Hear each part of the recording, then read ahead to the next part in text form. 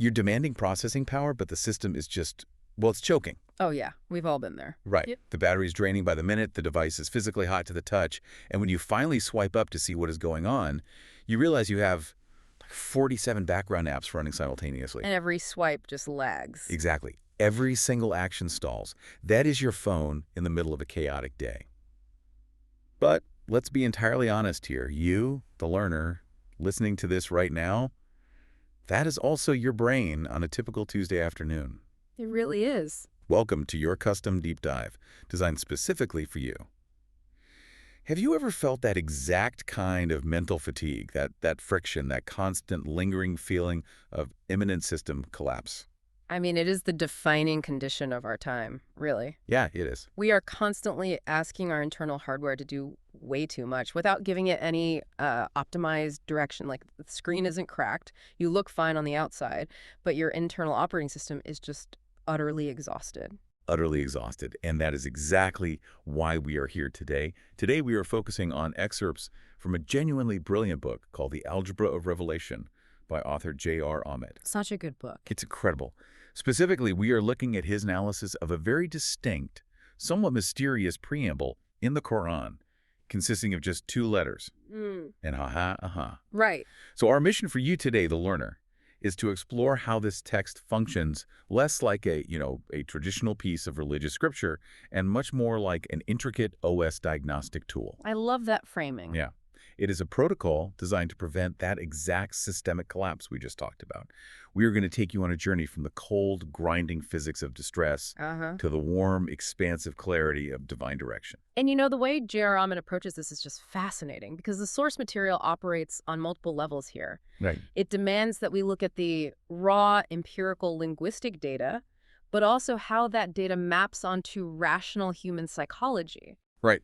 And that is exactly how we are going to tackle this.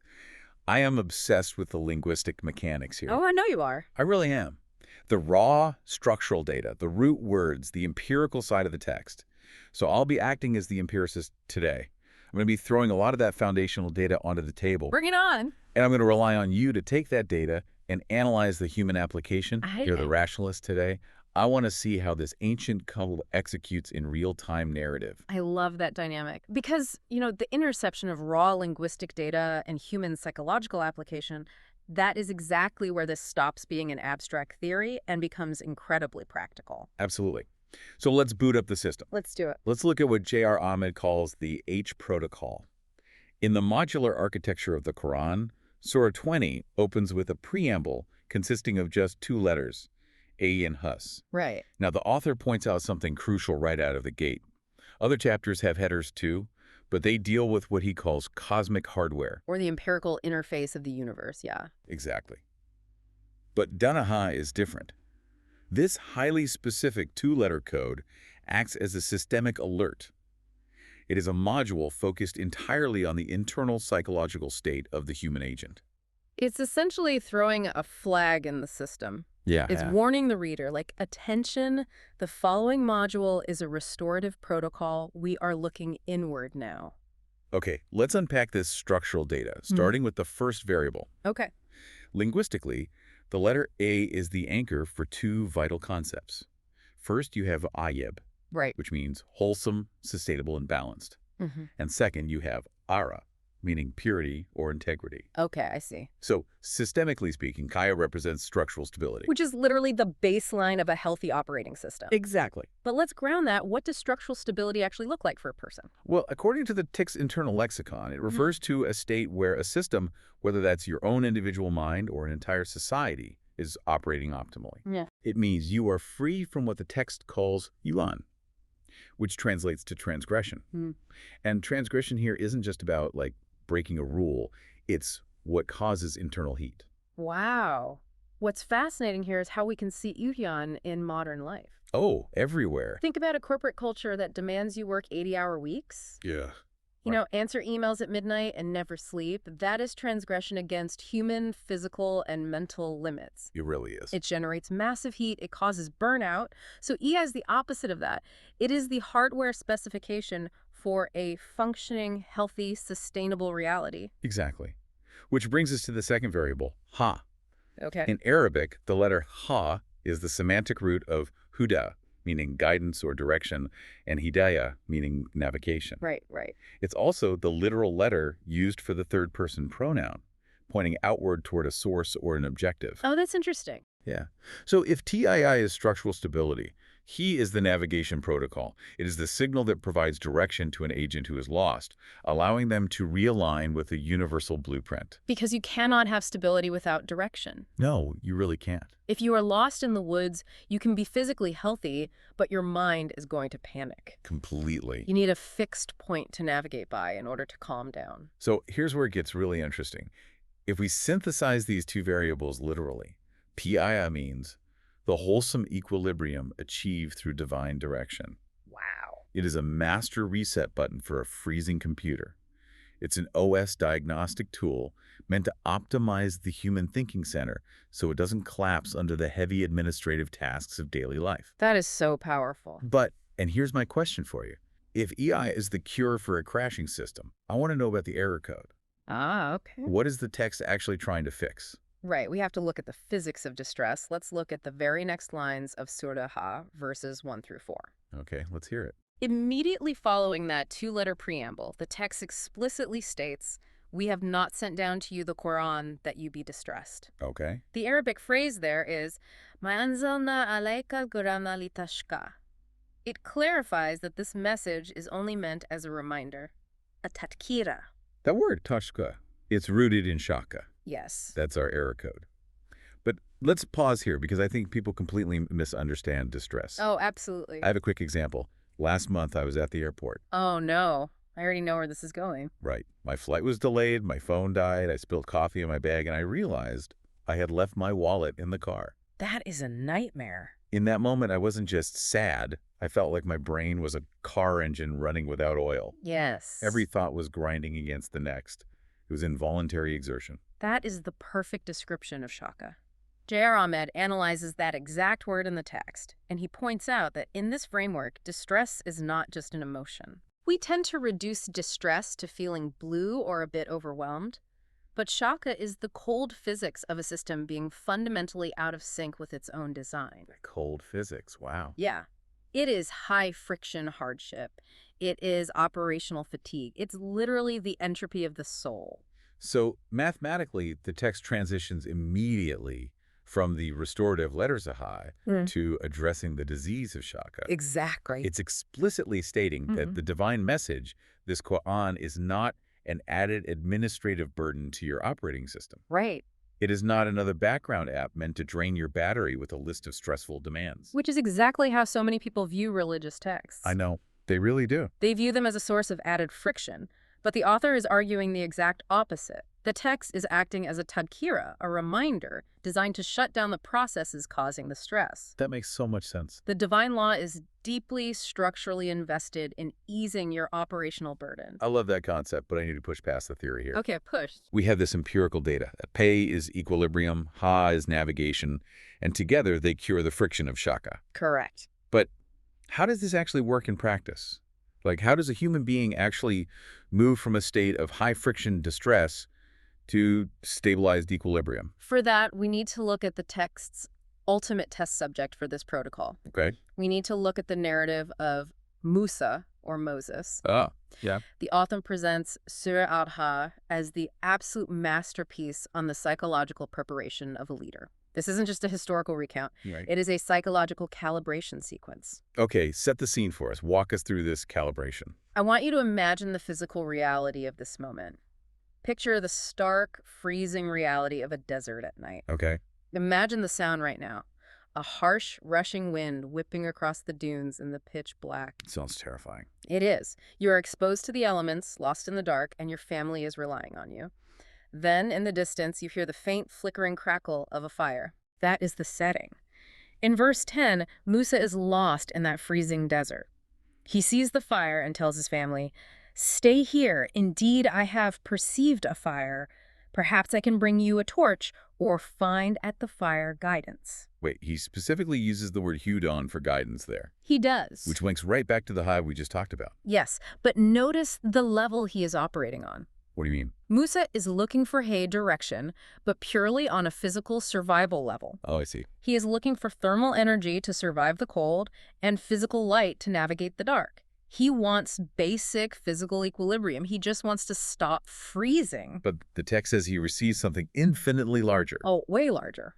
The divine system responds by giving him the entire H protocol. He gets total systemic guidance that stabilizes his entire existence.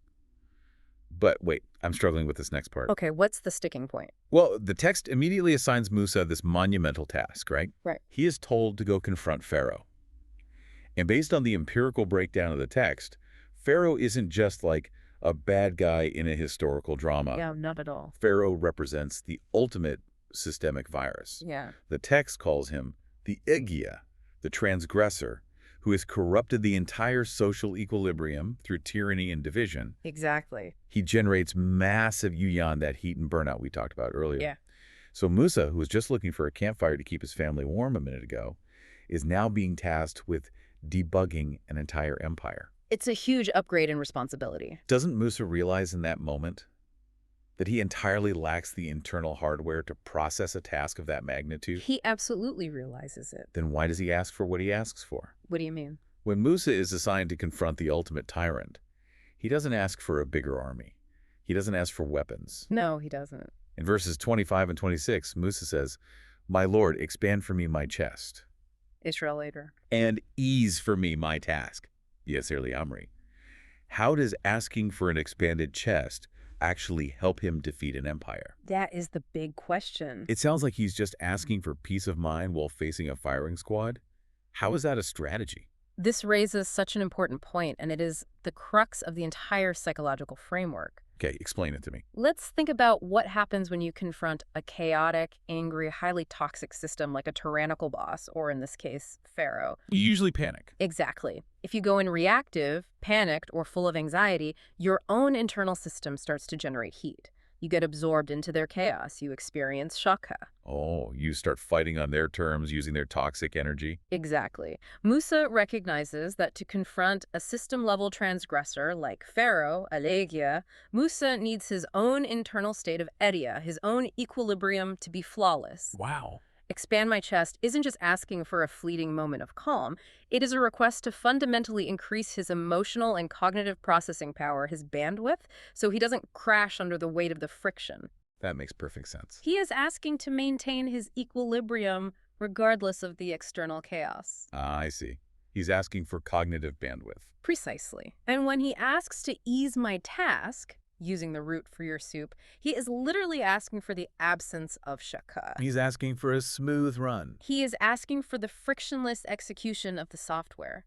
You cannot recalibrate a broken sociological system unless your own internal psychological system is operating in a state of sustainable direction. That is profound. Musa's internal tranquility is his strategy. It is what makes him immune to Pharaoh's psychological warfare. So what does this all mean for the architecture of the text? It means Wikha marks this module as the definitive roadmap for internal system expansion. Yes. It proves that the system successfully calibrates a leader by first prioritizing the tranquility of their thinking center.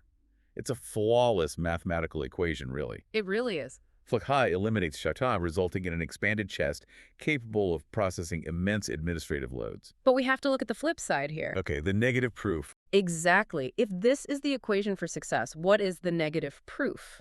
What happens to a system that completely rejects this restorative equilibrium? What is the fail state? Right, if you refuse the diagnostic tool, what happens to the machine? The author breaks this down brilliantly by looking at the conclusion of the surah. In verse 124, the text provides the negative proof of its own opening premise. It gives a stark warning about what happens when an agent actively turns away from the reminder, the tadkira that was meant to cure the distress. The verse warns, "And whoever turns away from my reminder, indeed, he will have a depressed life." Yes. The Arabic phrase there is mashatan anka. And if we connect this to the bigger picture, a depressed life in this systemic framework doesn't just mean feeling a bit sad. Right. Anka means a constricted, narrow system. It is a life operating in a constant state of high friction and imminent collapse. It's the exact structural opposite of the expanded chest that Musa requested. It is the mathematical inverse. If Ishra Ledri expand my chest is maximum bandwidth and processing power, then Masha Tanchangtag, a depressed, constricted life, is having zero bandwidth. That is terrifying. Think about what a panic attack feels like. Your vision narrows, your breathing gets shallow, your chest physically feels constricted. Yeah. That is the mental fatigue, the burning out of the processor, the system choking on its own lack of equilibrium. Because without the directional guidance pointing you toward a universal blueprint, you can never achieve the systemic equilibrium. Exactly. You are just spinning your wheels in the sand. You are generating heat, friction, and clay until the system violently forces a shutdown. But we also need to be very realist with the learner. Achieving this isn't like casting a magic spell. No, definitely not. We live in a modern world built almost entirely on Yuthyan. We are surrounded by algorithms designed to steal our attention, corporate structures that demand our exhaustion, and social media that thrives on our outrage. It's everywhere. It is an environment of constant heat. So applying the H protocol is an active daily resistance. Exactly. It is a daily diagnostic check. But when an agent actually absorbs this reminder, the friction begins to dissolve. The heat dissipates. Huh. You move from the agonizing noise of an overloaded, constricted system into the profound, serene silence of the expanded chest. It is a state of total structural balance. It's like moving from that roaring, chaotic desert wind we talked about earlier into a space of complete serene silence. Beautifully put. The clarity is just stunning when you look at it through this lens. For you listening, the learner, we've taken a journey today that completely reframes how we interact with ancient wisdom. We really have. We started with the cold, frictional physics of distress, that shaka, that leaves us feeling overworked, burned out, and running entirely too hot. And we explored how the H protocol, as decoded by J.R. Ahmed, maps the rational path to stability. It proves that this specific text is deeply and intricately invested in your mental and operational well-being. Yeah. It prioritizes the tranquility of your thinking center as the absolute prerequisite for any external success. You cannot fix the world if your internal system is crashing. The H protocol is revealed as a perfectly calibrated manual, moving us from the narrow constriction of a depressed system to the warm, expansive clarity of divine direction. It really is an OS diagnostic tool. It is, and it's just been waiting patiently in the metadata of Surah 20 all along.